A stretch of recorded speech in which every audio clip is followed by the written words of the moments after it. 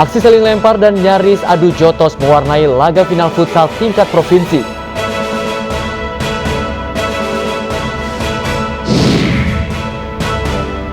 PSSI akhirnya memutuskan menggelar kongres luar biasa, mengganti pucuk pimpinan.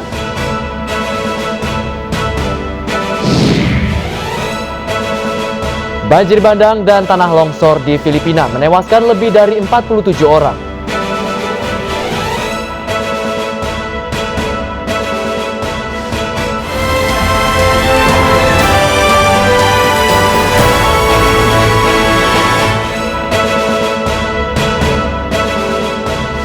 Selamat pagi pemirsa, kami hadir kembali dalam iNews Pagi, melengkapi informasi Anda pagi hari ini. Selain 3 berita utama tadi, kami juga telah menyiapkan sejumlah informasi menarik lainnya. Di antaranya Menteri Kesehatan Budi Gunadi Sadikin menolak status KLB pada kasus gagal ginjal akut misterius. Bersama saya Bayu Pradana, inilah iNews Pagi selengkapnya.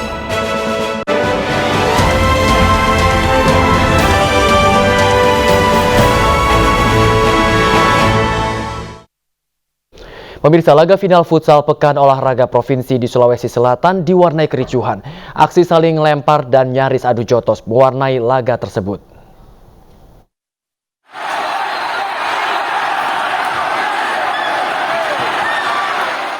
Aksi saling lempar hingga nyaris bentrok terjadi dalam laga futsal yang mempertemukan tim tuan rumah Sinjai melawan tim dari Kota Makassar dalam Pekan Olahraga Provinsi Sulawesi Selatan yang digelar di Kabupaten Sinjai.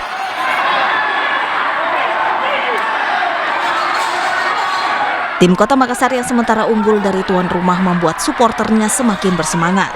Namun sebaliknya, suporter tuan rumah terprovokasi dan terjadi kesalahpahaman, sehingga sejumlah suporter emosi karena tidak terima dengan kekalahan 7-1.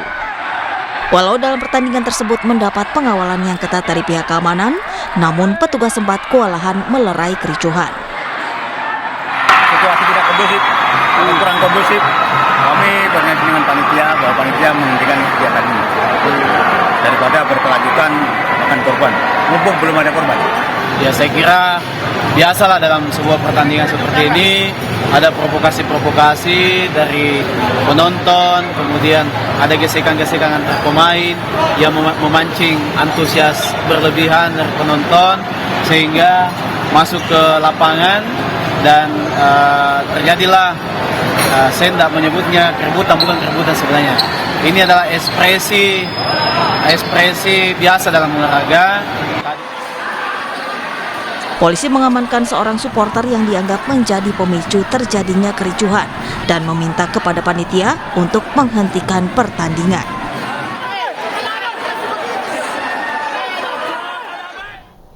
Pipa air yang berada di bawah badan Jalan Gatot Subroto, Kebayoran Baru, Jakarta Selatan mengalami kebocoran. Kebocoran pipa tersebut diduga karena jalan yang berlubang dan banyaknya kerikil yang terlindas mobil dan mengenai pipa. Pipa air milik PT Paljaya di tengah ruas Jalan Gatot Subroto, Kebayoran Baru, Jakarta Selatan mengalami kebocoran. Kebocoran yang sempat membasahi ruas jalan protokol ini tidak berlangsung lama setelah petugas dari Paljaya mendatangi lokasi dan lakukan penanganan dengan pengaspalan.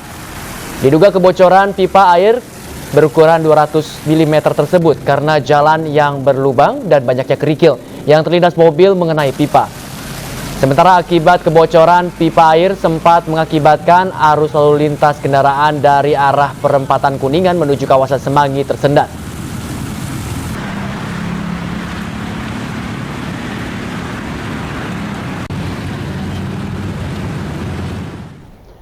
Sesosok mayat perempuan tanpa identitas ditemukan warga di dalam karung pakaian laundry di Desa Kapuk, Jepara, Jawa Tengah.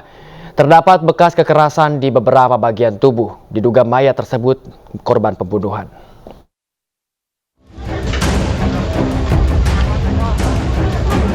Warga Desa Kepuk, Kecamatan Bangsri, Jepara, Jawa Tengah digemparkan dengan penemuan mayat perempuan tanpa identitas dalam karung pakaian laundry. Mayat ditemukan di area perkebunan warga. Pertama kali ditemukan pencari rumput. Bau tak sedap tercium dari dalam sebuah karung setelah disobek terlihat kaki manusia. Kondisi mayat yang telah membusuk diperkirakan sudah lama meninggal. Korban diperkirakan berusia 35 tahun mengenakan celana panjang hitam dan kaos berwarna kuning. Ada seorang petani lewat sini bau basin.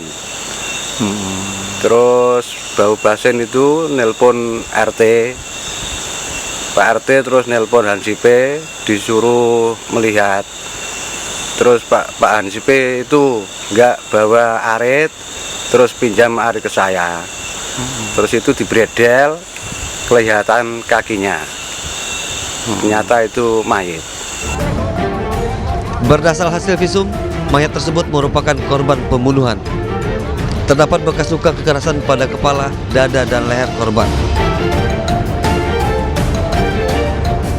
Hasil sementara dari visum luar diketahui bahwa mayat tersebut mengeluarkan atau menjulur lidahnya menjulur keluar.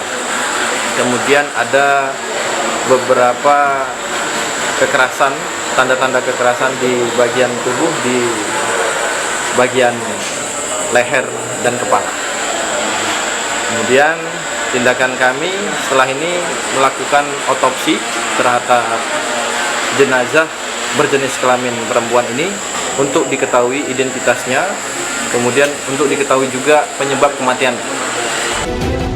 Petugas masih mencari identitas korban dan menyelidiki penyebab kematian. Kasus ini ditangani Polres Jepara, Jawa Tengah. Dari Jepara, Jawa Tengah, Alip Sutarto, iNews melaporkan. 3 pelaku pencurian di sebuah minimarket di Lampung Selatan ditangkap. Para pelaku menyamar memakai pakaian perempuan dan cadar agar tidak mudah dikenal.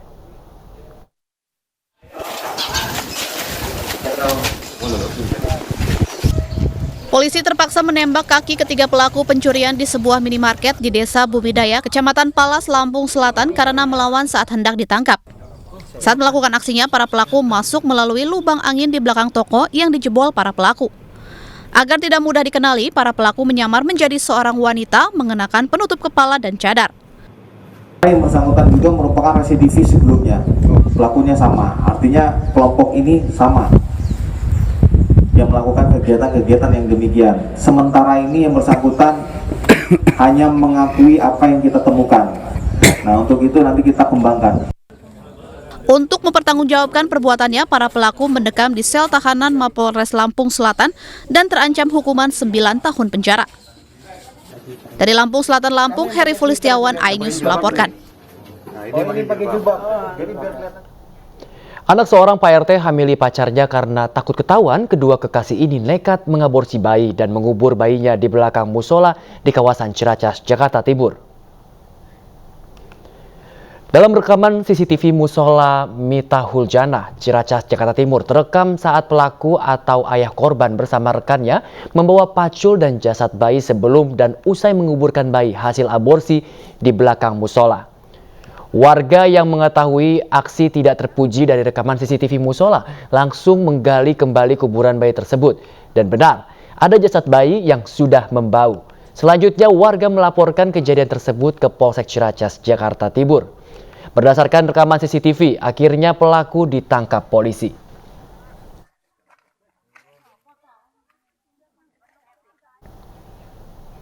Komplotan begal sadis di Medan, Sumatera Utara dilumpuhkan tim kepolisian.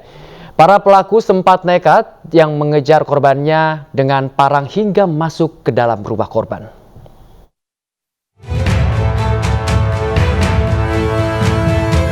Inilah rekaman CCTV yang menangkap aksi brutal komplotan begal membawa parang yang membabi buta mengancam korbannya hingga masuk ke dalam rumah korban.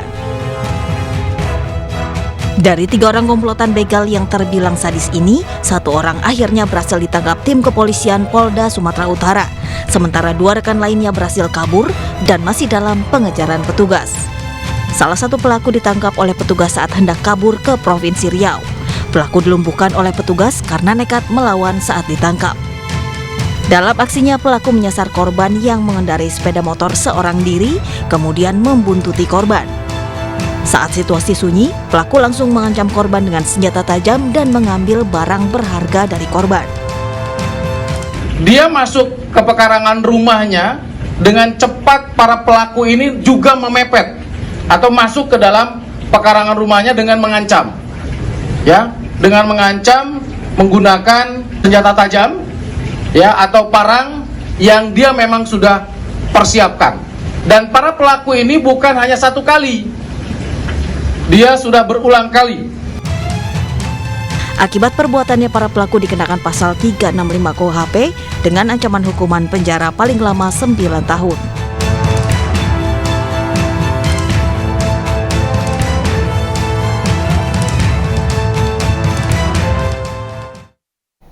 Dua mobil tertimpa longsor di Cadas Pangeran, Subang, Jawa Barat. Informasinya kami hadirkan usai jeda. Tetaplah di News Pagi, pemirsa.